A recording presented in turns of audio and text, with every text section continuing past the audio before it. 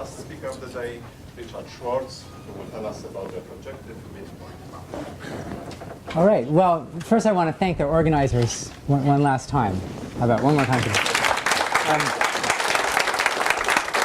This has been really an amazing conference, and it's been great to see so many people I know and have known for many years all kind of gathered in the same room. So it's really great. I want to set the record straight. I told the story about Bill's son last night, and I feel like I've maligned his character, not accurately represented him. The truth is, when he did actually get down on his knees, but he wasn't barking like a dog, he was meowing like a cat. That seems to be more, anyway, more accurate. Anyway, so, well, I said things already, but, Bill, there's been a lot of overlap in my work with Bill's, and Bill's been really an inspiration for me throughout my career. Even in the last talk, I got interested I wanted to solve this Goldman-Parker conjecture mainly just to surprise Bill somehow. That was kind of my motivation for studying this thing. Well, today, and I think, we share a love of projective geometry, so I wanted to talk about really maybe the first thing I ever, well, it's related to really the first thing I ever thought about in mathematics, which is something called the Pentagram map. And when we met, this is what I talked about. And this will be kind of part of my talk, although not the main point. So the talk is really, there's going to be kind of three, it's about polygon iterations. So you start with a polygon and you do something to it and you get another polygon. You do this over and over again, and then the question is, what do you get? So there's really kind of three things I'm going to talk about, two kind of briefly, and then the main thing. And the first thing is just going to be the midpoint map. So this is kind of an overview.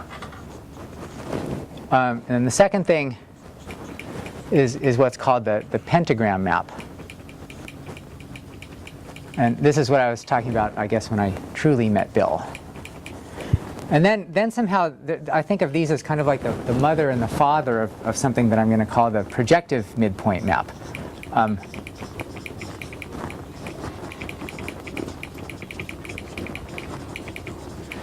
So this is kind of the offspring of these two things, I'd say. OK, so the midpoint map, maybe I'll start with a theorem in geometry, very easy theorem. If you have a quadrilateral and you join the midpoints of the sides, then the new shape is a parallelogram. And the proof is if you just draw this diagonal, then by similar triangles, this length is half of this length, and this length is. So the opposite sides have the same length. Actually, it's a rhombus. No, parallelogram. It's parallelogram. OK, good. But actually, the way I like to think of it is it's an affine square. So in other words, up to a linear transformation or an affine transformation, it's a square. So this is a little theorem in geometry. And then it has a kind of a dynamical counterpart, where what you can do is you can start with a polygon not necessarily convex, and you can form a new polygon by joining the midpoints of the sides. Maybe I'll use a different color.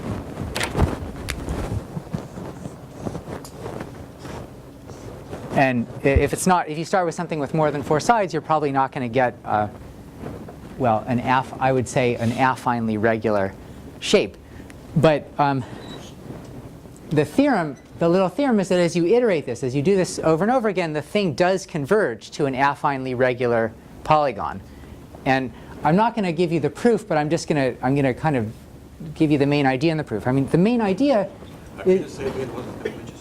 What? Can you just repeat? Yes.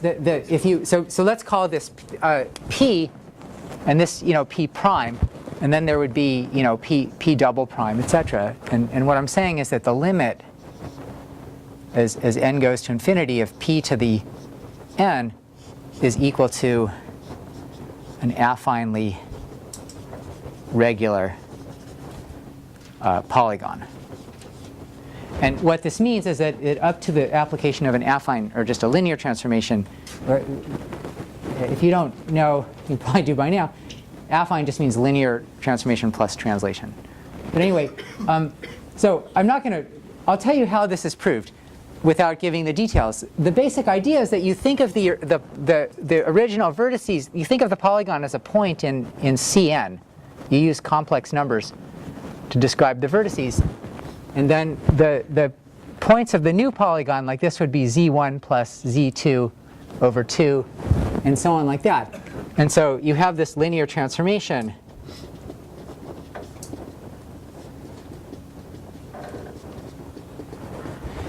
And one thing you learn about early in your career in mathematics is that if you have a linear transformation and you want to know what it does after you iterate it, you should decompose the thing. You should find the eigenvalues and the eigenvectors.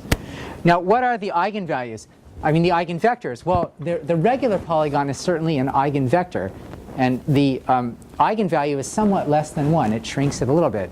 And the other eigenvalues, eigenvectors, are things like the star regular polygons by symmetry. And if you trace it through, you'll see that the eigenvalues are smaller in absolute value. And so there's really two dominant eigenvectors. One is the regular polygon traced counterclockwise, and the other one traced clockwise. And so basically anything, I mean, with some measure zero exception, if you're in the other eigenspaces, it was bad luck. But otherwise, it will converge to some linear combination of sort of the regular one and the anti-regular one. And that thing's affinely regular. So that's the proof, more or less. And it's nice because these things, somehow these things, when you write them out, they're kind of powers of roots of unity. And so when you write this thing in this basis, you're really doing the discrete Fourier transform. And so somehow it's really a nice little application of like, this is how, it's like this is what you do for linear differential equations. You'd probably expand it in a Fourier series and look at anyway, this is a discrete version of that. And it's closely related to heat flow because if you just think about what happens to each of the two coordinates, the x and the y coordinate separately, it's like you're just averaging the values. And this is very much like what the heat equation does. So this thing is really like a discrete version of the heat equation in each variable. OK, that's the projective midpoint map.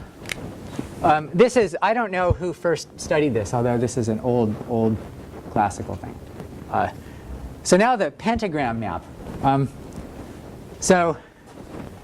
Well, if you have a pentagon,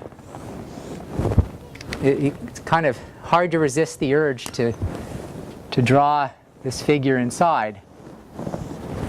And then you could get a new pentagon, and then you could do it again, and so on like this. And this is a kind of a, I mean, so for pentagons, somehow when I was a sophomore in college, I started drawing these pictures and got interested in this. Although in the case of pentagons, I think, I mean, later I found there's a paper by Motzkin in the 40s and Klepsch probably sometime in the 1800s. And I like to think that Gauss will come up again in this context of pentagons. Gauss did something very, very interesting with pentagons called the Pentagram Method. And I'm going to talk a little bit about that. But anyway, I got interested in what happens like if there's more sides.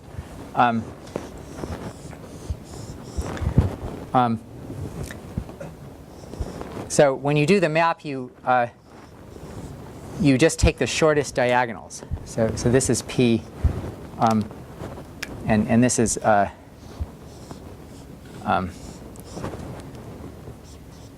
P prime. Now, you could do this. You don't have to do this for convex polygons, and you don't have to do this for polygons defined in the plane. You could do it in the projective plane, and you could really do it over any field as long as there's more than two elements in the field. This is a projective geometry construction. I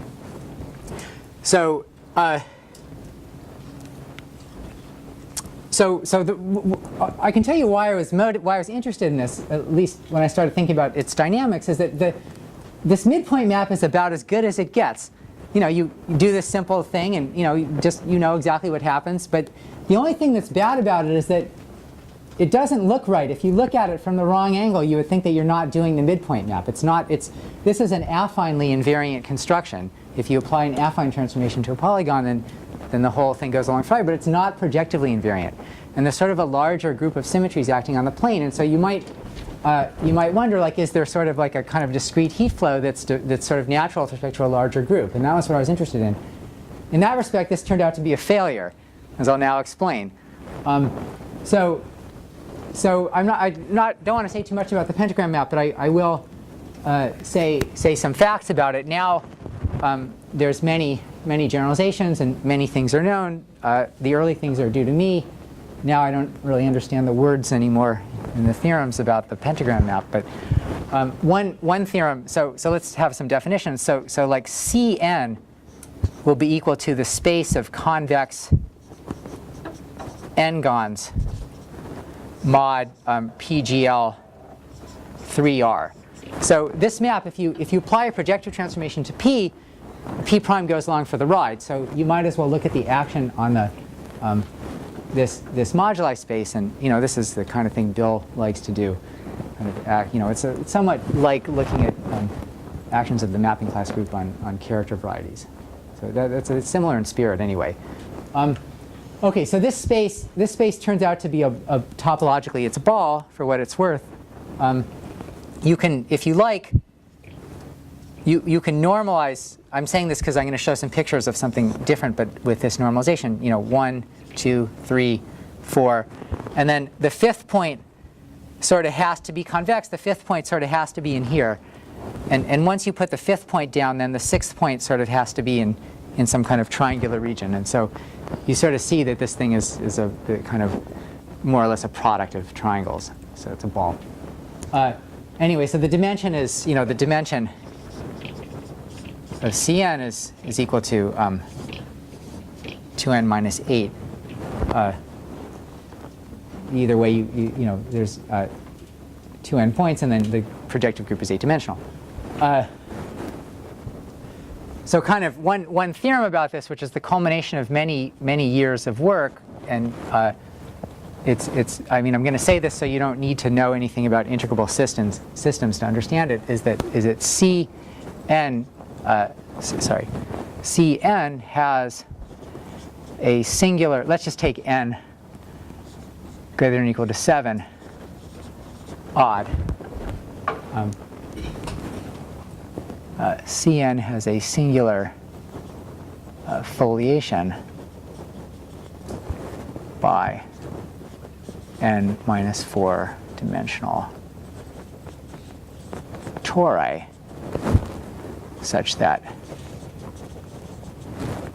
a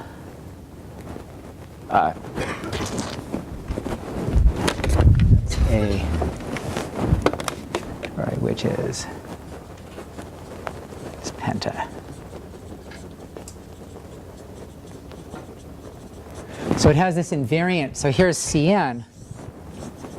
And in Cn, you have this kind of torus foliation. And the tori are invariant by the pentagram map, which is pentagram invariant. And each individual torus, well, in fact, okay, in fact, really what we proved is that there's the tori are, if you look at something like the square of the map, the tori are mapped to themselves. So maybe each, the restriction of some power of the map is a translation. And when you said pentagram, you mean polygram or something? Yeah. Is a translation on.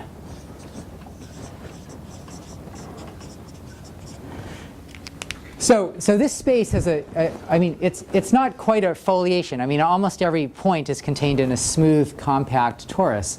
I mean, there's some of these things are cut out by polynomials, and some of them have singularities. But aside from these few bad things, you've got these tori, and when you pick a point on that torus and you look at the orbit, it stays on the torus, at least if you pick a suitable finite power.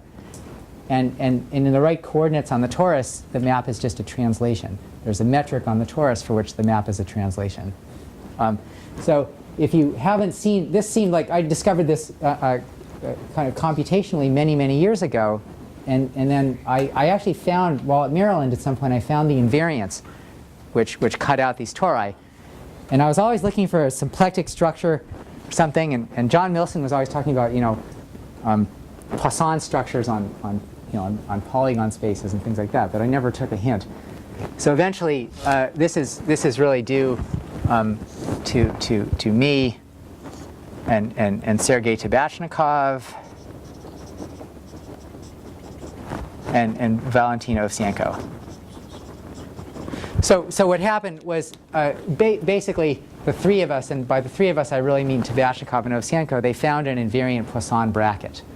And so what happens is there's all these invariants which are invariants of the map, and they, if you don't know this language, you can just ignore this or the talk. They Poisson commute, and so there's, and this gives you this sort of torus foliation. Is there a nice formula for the invariants, or are they complicated?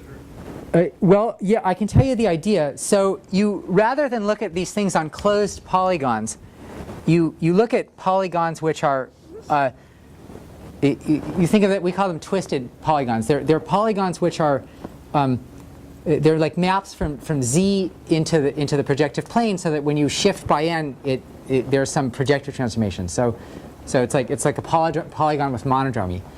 So the monodromy is an invariant. And the monodromy that's one invariant. I'm going to say more in a minute. The monodromy is an invariant, and it's some complicated rational expression in the suitable coordinates. And then essentially it turns out that more or less the homogeneous parts of the monodromy invariant also turn out to be the invariants. So that's so without a formula, that's basically what they are. Yeah. When you said you first discovered this formation computationally, Yeah. so I don't see how, like. Oh well, you plot pictures of the orbits and you project them into the plane, and they sort of look like tori. I mean, okay, so all right. Usually it just looks like a blob, but you can take special cases that are nice, like seven gons. No, I see how you can see one orbit. Oh, you look at one orbit. Yeah, you just look at an orbit and it looks like a torus. Yeah, that's right. Yeah. So you don't feel totally deprived. Let me prove something about the pentagram map. So I'll tell you another nice invariant. This is pretty neat. Another invariant is if you have any polygon. You've probably heard in various talks. There's a notion of a Hilbert metric on a domain. Like if you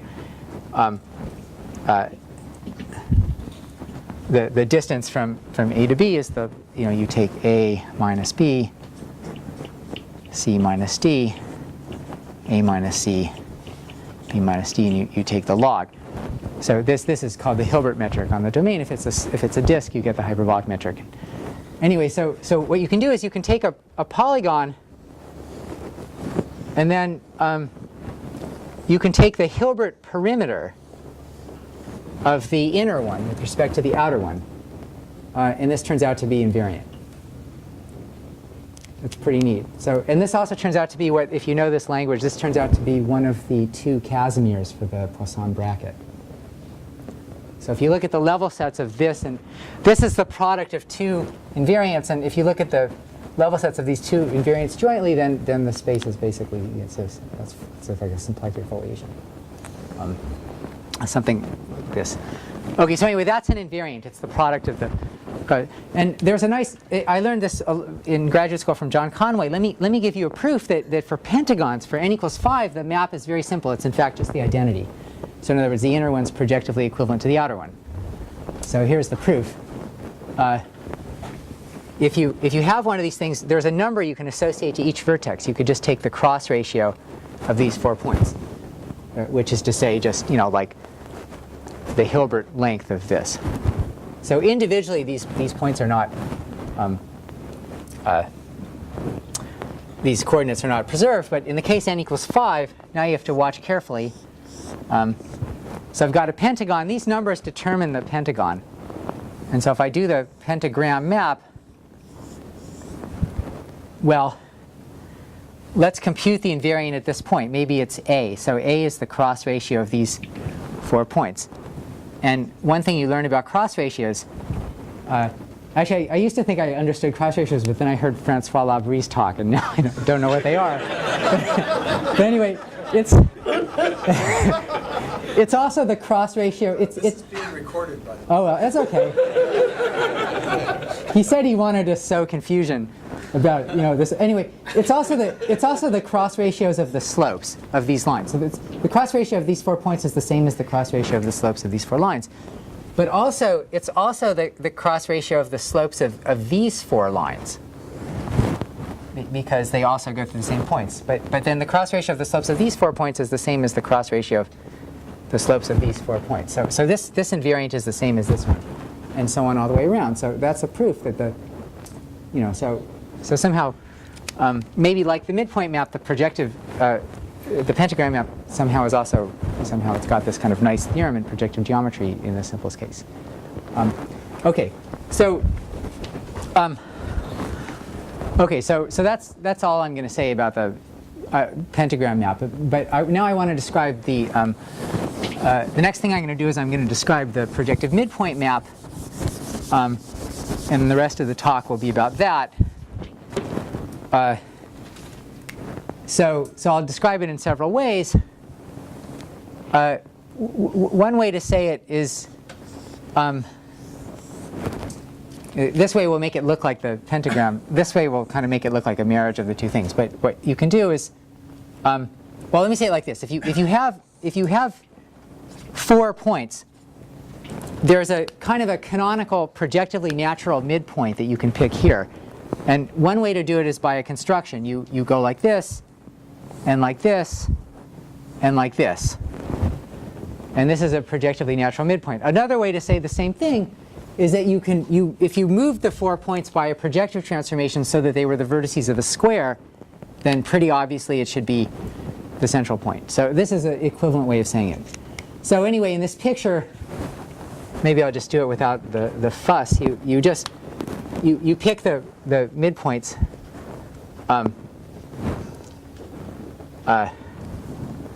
and not the midpoints. You imitate the projective midpoint construction, or the midpoint construction, but you don't use the Euclidean midpoints. You use the projective centers. So this is so I'm going to show you what you do with this map, and I thought I would.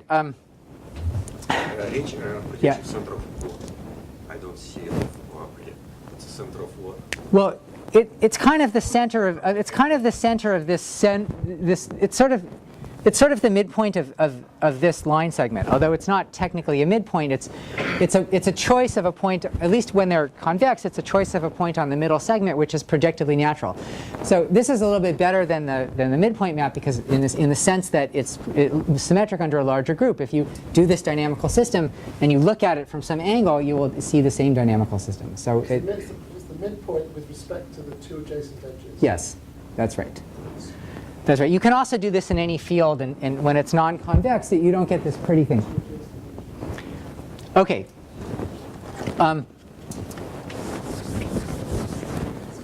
Maybe before I get into what it looks like, I want to say my student Nat, who's here, has looked at some generalizations of this, and so I want to talk about kind of. It is interesting that underlying this, there's also a kind of a projective geometry theorem, although I didn't discover it, Nat did. So I'm going to try to say this, but I'll probably botch it up. If you start with a pentagon, if you do this construction, there's a line here, and there's 3 distinguished points on the line. There's this point, and this point, and this point. And well, I'm going to get this wrong, but you can look at his thesis. Maybe you should call this 0, 1, and infinity. And you could do this for each vertex. And so not only do you have a kind of a line through each, kind of a projective normal, it comes with sort of a natural marking. And so a generalization would be to sort of pick some point lambda, and then call this the lambda map. And if you pick lambda to be the golden ratio, and you take the 5 points, it's always projectively regular. So up to getting the number right, that's what it is. So anyway, there is a theorem. So if you're interested in generalizations of this, you can look at that. I'm just going to talk about the basic one. I'll show you a simulation now, where what I'm going to do is I'll just take some general polygon, not necessarily convex, and let's just look what the thing does. And I'll let you draw your own conclusions. So this program, you can kind of pick your favorite polygon on the left, and then you can just, I'm going to push go here, and you can just see it. Well, so it became regular very quickly. Try a different one. This is a 7-sided polygon. It's more dramatic, maybe if you pick more sides. No, that wasn't so dramatic, was it?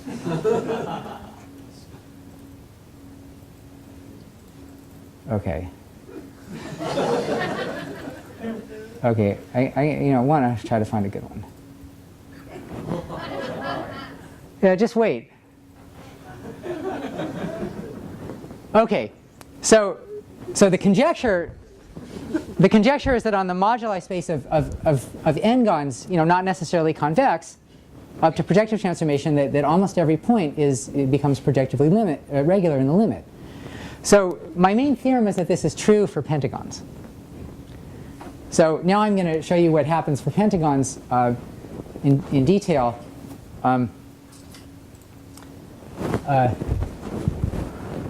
Before I forget, maybe I'll say where you can learn about this stuff. I mean, for the pentagram map,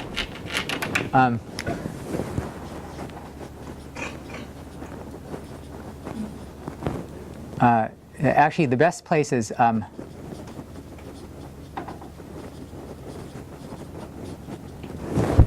someone started a bad Wikipedia page about the pentagram map, and so I decided to edit it, and now it's just like a math paper.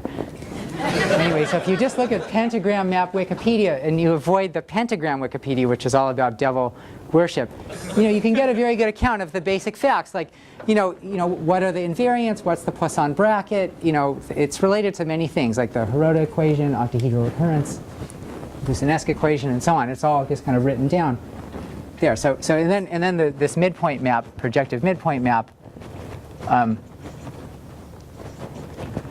On my website, there's a monograph called the Projective Midpoint Map.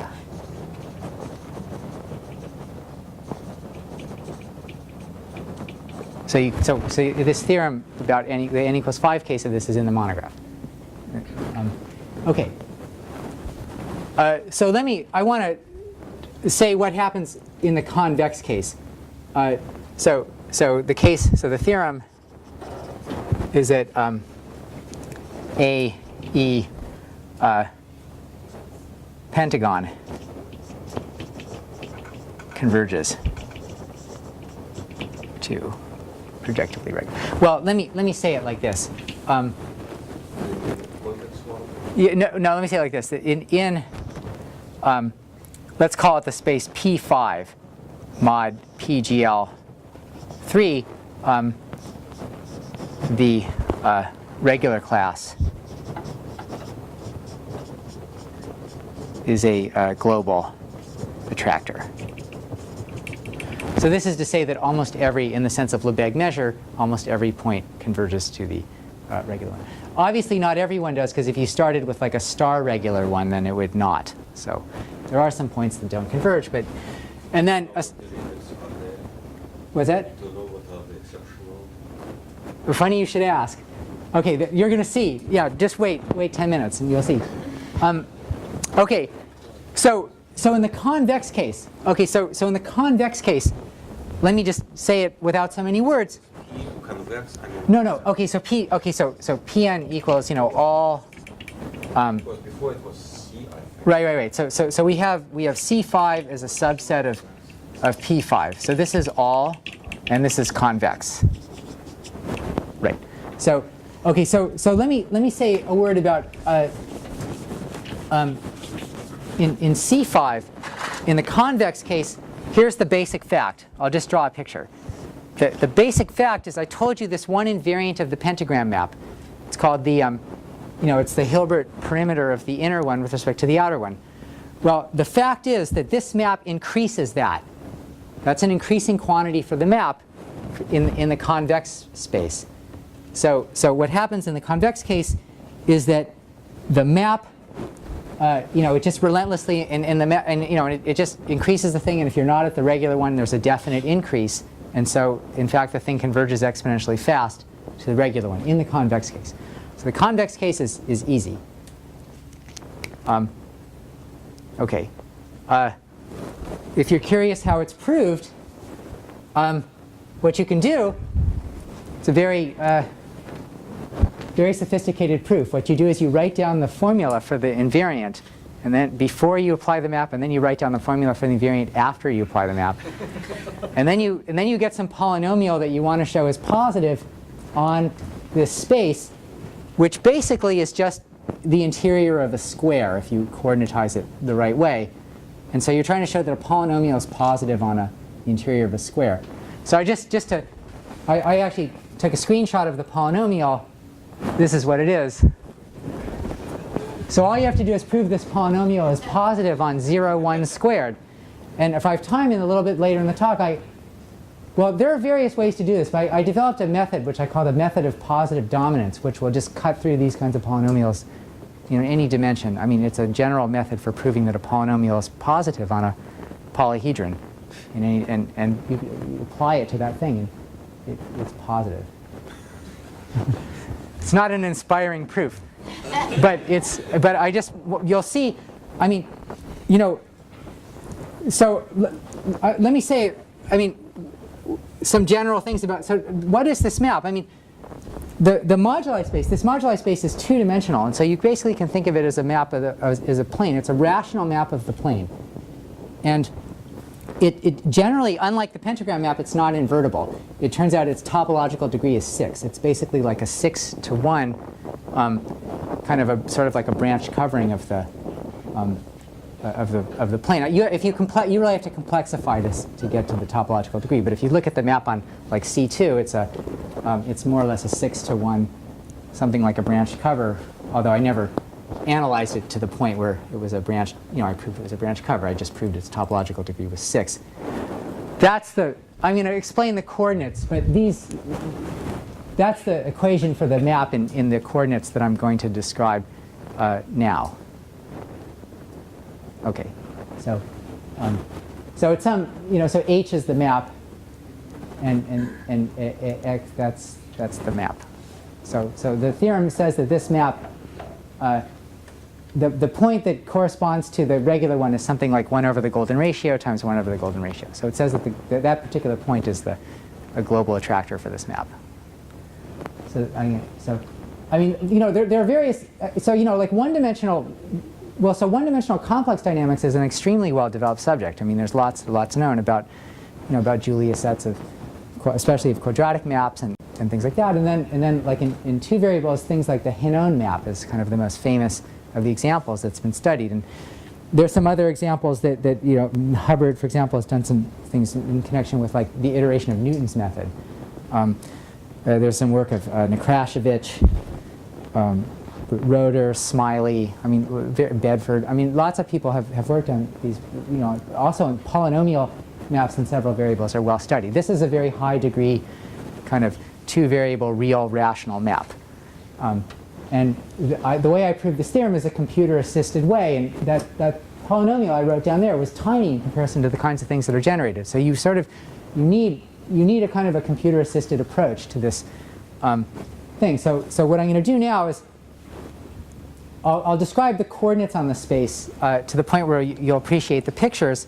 Then I'll say a word about how things are proved, and maybe if I have time, I'll talk about like how you show that polynomials are positive on polyhedra.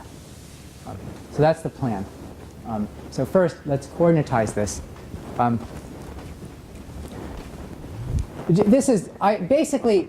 If you don't want to pay too close attention to the next 5 minutes, you could just say, look, you take some cross ratios of things like I did before in this Conway proof, and you use those coordinates. But you use slightly different cross ratios. I mean, but you coordinatize it like that. I mean, what you do is you, I mean, if you have a, I want to do this for pentagons, but it's harder to draw. I mean, you take like,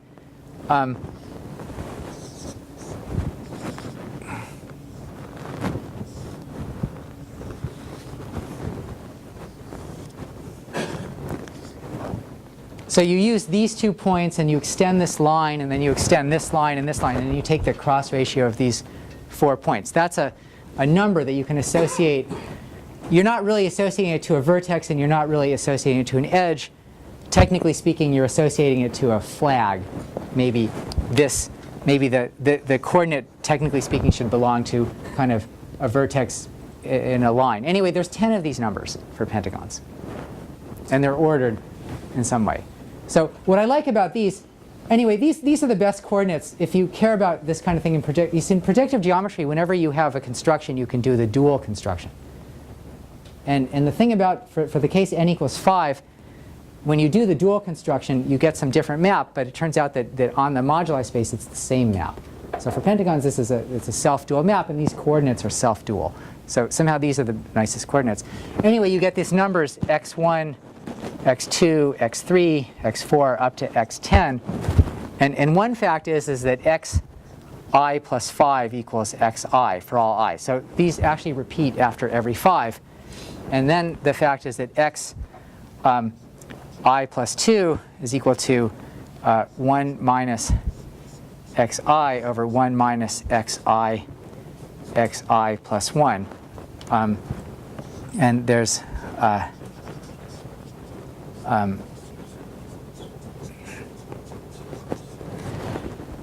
so there's this this map. This map was discovered by Gauss. This is the kind of the thing behind what he called the Pentagram Method. This is some kind of rational, birational map, and it has order 5. And this is a geometric interpretation of it. So if I just take x1, x2, and I shift it to x2, x3, and I go 5 times around, I get back to the same thing. And it's just applying this map. So it's kind of amazing that this map has order 5, but it does. So my coordinates, what I do for my coordinates is I take my pentagon, whatever it is, and I map it to x1, x2. And those are my coordinates. At least that's the first pass. So I just take 2 of these things in a row.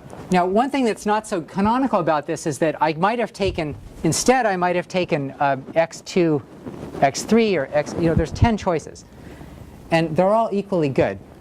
And so I don't like to think about that I'm iterating a rational map. What I really have is a rational semigroup. I have the map, and I have this order 10 group, which is generated by this element, which has order 5, and also the element g of xy equals yx. So in other words, I could take the variables in other order. So there's this finite group, this group of order 5, a group of order 10, that acts on the moduli space, and it commutes with this projective midpoint map. And so in my proof, I sometimes find it useful not to use, to change. Anyway, if you use these coordinates, then and you write the thing out, this is what you get. This is what the map is in these coordinates. Now let me draw you a picture of the moduli space. So this is supposed to be P 5 mod P GL3. You can think of it as the plane. Probably it's just easiest to think of it as a plane. The best, really, the nicest picture of it is you should take RP1 squared and blow up at 3 points. Anyway, this is what people usually do when they think about the moduli space of pentagons up to projective equivalence. But just for the purposes of drawing pictures, it's useful to just think of this is basically just the plane. So what happens when the thing is convex? These numbers lie between 0 and 1.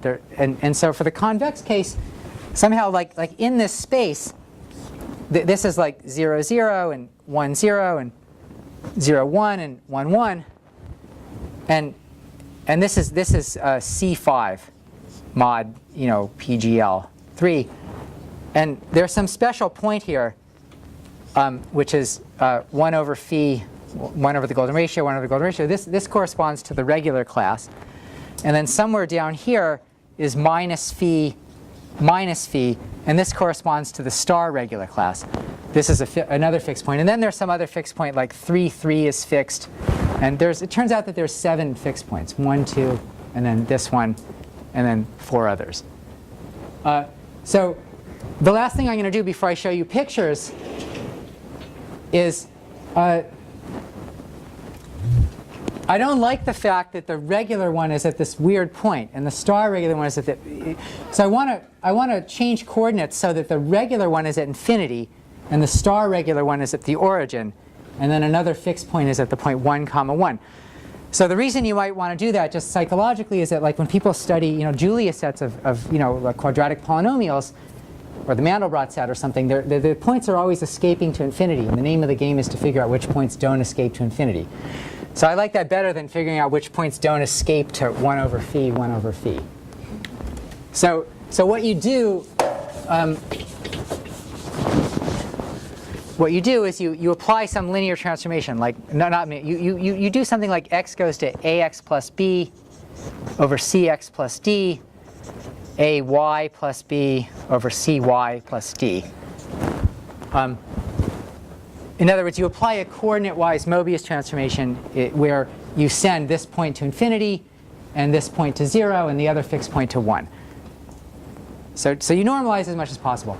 And then with this change of coordinates, somehow the convex region looks like this. This is why I took the projective plane and blew up, so you can apply this map and it makes sense. So this is sort of, now this is the new C5 mod. And it looks like it's become disconnected, but it's not, because you can go around the sides. And so now I'm going to show you. So now what do? Now I do what everyone does. Once you're in here, the fact that you have this increasing quantity means that you just converge. So you can color the rest of the points according to how long it takes to get into here. So I think of this as like golf. This in my pictures, this is green. And I'm going to color the, sort of how many shots does it take you to get onto the green. Once you're onto the green, then you can just putt into the hole. So I'm going to show you the picture of what you see. So this is going to be the picture. Okay, so there's the green. It's out here, and then if you sort of go off into here, what you notice is there are these things which look like, since it's this audience, I'll say they look like look like laminations. So somehow there's this kind of Cantor set of things where, so to answer Misha's question, part of the things which don't go in it looks like it's a Cantor set. So one of my theorems is that this thing has measure 0. But then there's some other part of this thing which is more interesting.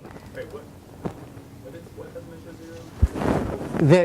0? So these are the points. The brighter the color, the longer it takes to get into the convex region. Yeah, so the collection that takes. And so the set that you could say would be infinitely bright. Oh. This is like the Julia set. Got it. It's so.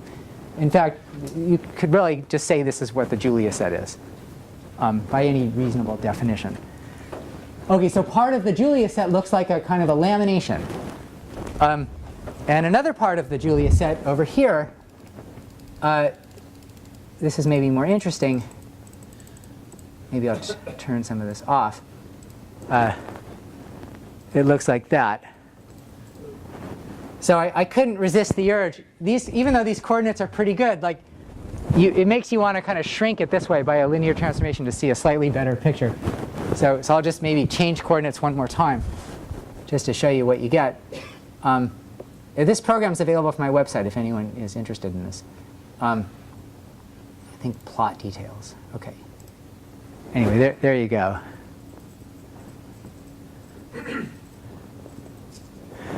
So what it looks like is it looks like sort of it's a Cantor set that's sort of connected by these weird arcs. And another one of my theorems is that this Cantor set has measure 0, and so therefore the whole Julia set has measure 0. And furthermore, the Julia set is connected. It's a connected Julia set. And furthermore, I'll tell you, so basically my theorem is what you see is what you get. somehow. So I wanted to say a little bit more about the structure of this.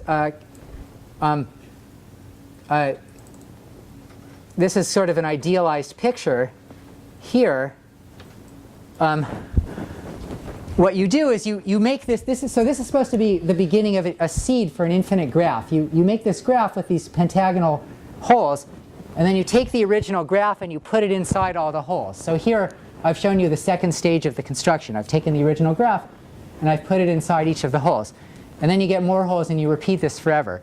So another part of the theorem is that this Julius set contains an embedded copy of that infinite graph. And let me say one more theorem and then I'll stop. Maybe I'll zoom out and I'll say a little bit more. Let's go back to the other coordinate system.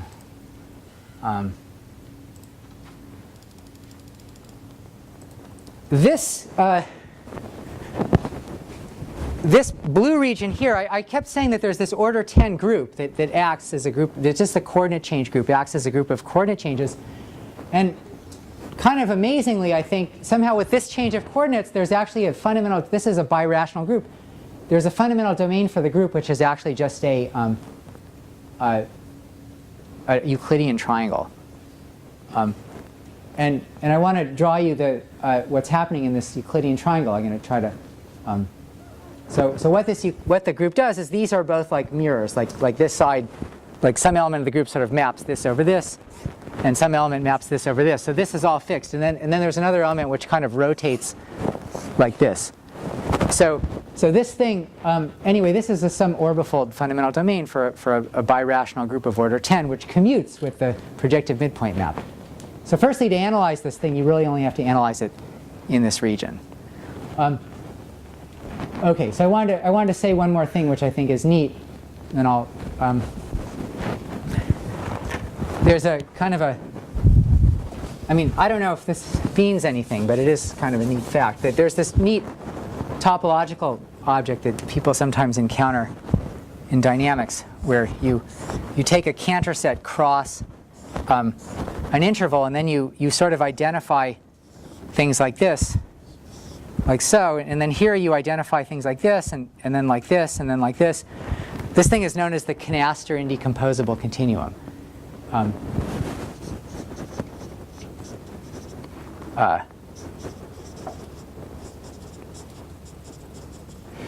And if you, it turns out that there's another object called the two-adic solenoid, where you take the two-adic integers and you take the mapping torus of the map x goes to x plus 1 by the two-adic integers, and the canaster indecomposable continuum is sort of a twofold quotient of the two-adic solenoid.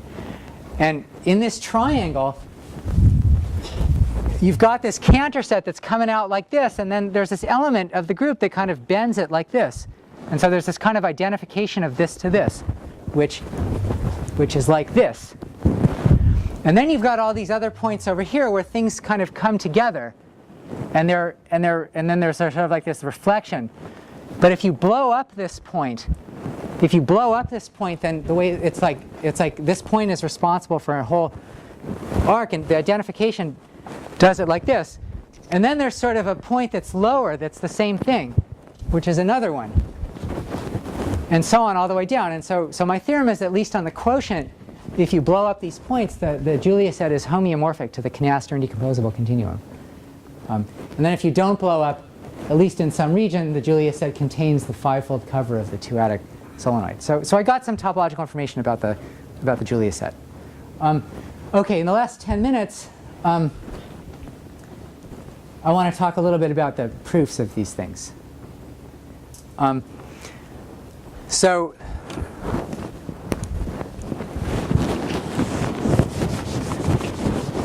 may not have time to talk about this great method for showing that a polynomial is positive on a polyhedron. Maybe you should just take that as a black box. OK, well, you know, so let me say it sort of abstractly and then show you in the pictures. What's going to happen is that there's going to be some region over here, which is, I mean, what you want to do is you want to establish certain topological features of the map. And so what's going to happen is that there's going to be some region over here, and that the region that I'm talking about over here, which I'm drawing as a circle, is like this. It's something like the part that surrounds this kind of interesting part of the Julia set. So there's sort of the inside and the outside.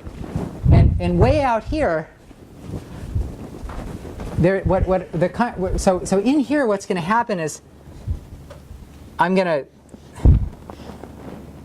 what I do is I establish the existence of 5 disks, which have the property that each one, 6 disks, each one is mapped over the whole thing. Like this little disk is mapped over the whole thing, this little disk is mapped over the whole thing.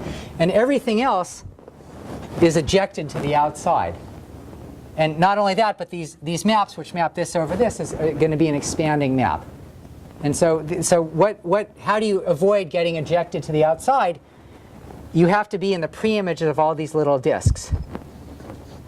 So in order to avoid, like if I was here, I'd map into here, and then I'd get ejected outside. So there's this kind of inverse limit, which gives me the Cantor set. And given the expansion properties, you get that it's measure 0. And the other stuff gets ejected out here. So what happens out here? Well, what I'm going to show you is that there's sort of a little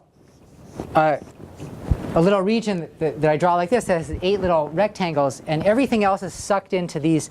Everything else either lands in the convex region in the green, or it's sucked into these pieces. Now in these pieces, what happens is that each one of these is kind of mapped over itself. It's kind of stretched like this. And so in order to avoid getting ejected into the green, you sort of like, this thing, it's like it has to get, well actually there's, crud. Maybe the 8 of them look like this. OK, that's better. Anyway, there's some pre-images here where if you're not in these kind of bands, you get mapped into here and then you're go into the green. So again, there's this inverse limit construction, and it gives you a lamination. So you have to just establish these general topological features. And what I do is I find a partition of the fundamental domain into polygons. And I check that each polygon, that the map does what I want to each polygon. And I'll show you a picture, and then I'll say a little bit more about what I mean by does what I want. It'll be probably clear from the picture. Like here, so like when I click on this piece here, this red thing is the image under the map. And this bigger thing here is part of my proof. My proof will show that the image of this under the map is mapped into here. Now, if you have a rational map and you apply it to a polygon, your goal is to show that it's mapped into another polygon. And how do you prove that? Well, a polygon is defined by linear functionals, just things that vanish on the sides of a convex polygon. And so if I want to prove that this little square is mapped into here, I write the whole thing out in coordinates, and I just check that the linear functionals that define the big container are positive on the image, which is to say that some massive polynomial should be positive on this other polygon. So showing that a rational map maps one polygon into another boils down to just checking that a polynomial is positive on a polygon, or maybe a finite set of polynomials. So in order to, lemma 1 is that this thing maps into here. So and then lemma 2 is that this thing maps into here. And lemma 3 is that. What about this piece? Well, this piece sort of maps over here. And then what about this piece? Well, this piece maps over here. Well, you sort of get the idea that everything is kind of, and then this piece, well, all these pieces, they all, these ones, then I prove that like this one is just mapped straight away into the convex region. So you just find a partition so that everything, this is a common method. It's like a flowchart method. This goes to here, this goes to here. For here, like this stuff here, see this piece here, I'll turn on my core. Let's see. OK. Like this piece in here gets ejected out to here. So this is like proving that a map maps a convex polygon outside a convex polygon. It's the same idea. And then like this piece over here, this little thing kind of maps over the whole thing. And then when I look at the orbit under the group, of the tenfold group, the whole little thing would map over the whole thing.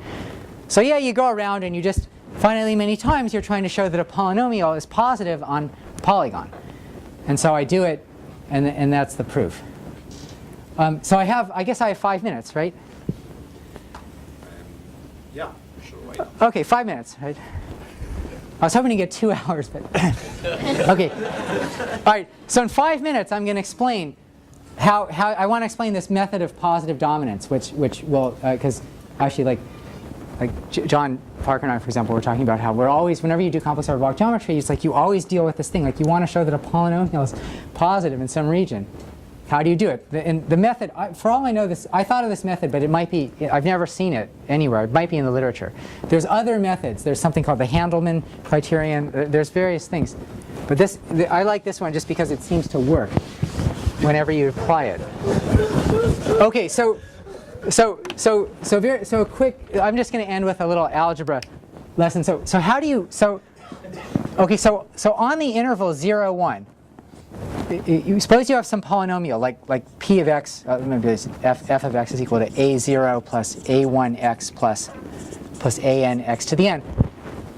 Here's a little criterion. Well, one criterion for a polynomial to be positive is simply that all the coefficients, you want it to be positive on 0, 1. Well, one criterion is that all the coefficients are positive. That'll work. Another criterion, which is slightly more robust, is that you let a0 equal a0 and a1 equal a0 plus a1 and a2 equal a0 plus a1 plus a2 and so on. And it's a little lemma that if all of these are positive, then the thing is positive on the interval. And it's an easy proof. I won't do it.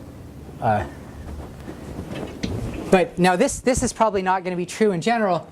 But what you can do is if you're interested in some other interval, say from alpha to beta, I can take the interval from 0 to 1, and I can map it. So I have some polynomial which I'm trying to show is positive here, and what I can try to do is I can look at f composed with t, and that's a polynomial on 0, 1, and I can try to apply this criterion. Now probably the criterion will fail. But if it fails, I subdivide the interval in half, and I reapply the criterion for each half. Now, as you do this, this dilation is kind of emphasizing the early coordinates, because x is getting smaller, and it's making it more likely that these will all be positive. So what you do is you run a divide and conquer algorithm, and then in fact, the theorem is that in one variable, if it's positive, it halts if it's positive. If it halts, it's a proof that it's positive. And if it is positive, it halts. So it's basically if and only if. But anyway, in one variable, there's something called Sturm sequences, which are kind of the tried and true method. But what's nice about this is that it generalizes. So I'm just going to say the generalization and then stop. So it works in Rn. But anyway, in R2, if I have some polynomial like a ij, xi, yj, I define, a capital I capital J is sum of I less than or equal to I, j less or equal to j of aij. So I lay out the coefficients in a matrix, and I take all the rectangular sums. And the criterion is that if all of these are positive, then the double variable polynomial is positive on the unit square. So now, one nice trick is you might not like squares. You might if you look at the map xy goes to xy, this is a polynomial map from a square to a simplex. And so if I have a polynomial that's positive on this simplex, I want to check it's positive on this simplex, I can compose it with this polynomial map. And if I have some other triangle, I can apply a linear transformation and then compose again. So I can do I can apply this is a criterion for map to be positive on any triangle. And if it isn't positive, I subdivide it. And again, iteratively, if and only if the thing is positive, if and only if it halts. So this gives a fast way. This is how I proved this thing about the convex case. And it works in n dimensions. You just use a similar map. And, and so that's what I use. You get polynomials that are, maybe on the order of like degree 45 and thousands of terms or something. So it's a good, anyway, so that's the end of the talk. I use this divide and conquer. It's all integer arithmetic. My whole projective midpoint map is defined over some algebraic number field, so everything is just integer calculations. So it's a completely rigorous computer-assisted proof that the thing has all these features. That's it.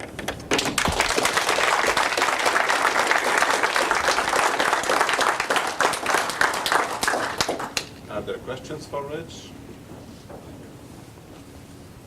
Yeah. Oh, So you said that your group is computer assisted, right? yeah. So without computer assistant, using kind of classical language, is there a possibility to put someone? I don't know. I mean, it doesn't. So there's one. So I know a little. I'm not an expert in dynamics, but I will say one thing that there are several kinds of maps where people know what to do. If it's called post-critically finite, you look at the place. So this is like if the derivative. You look at the singular set, and if the forward orbit of the singular set is a finite union of varieties, then in that case they know how to analyze it. And then there's another case where it's like we're like rationally conjugate to a one-dimensional rational map. That's another case where people know what to do. But neither of those cases, it's neither of those. It's a theorem that it's neither of the kinds of maps that people know how to analyze. Then there's the other, like this guy Zina Rai has done a lot of work on the Hanon map, kind of computer-assisted proofs, and there's, it's similar in spirit to that. Probably if you ask him, he'd say the same thing, like, you can't do it. Any more questions? Any question with that? No? Yeah. Okay. All right. Yes, Bill?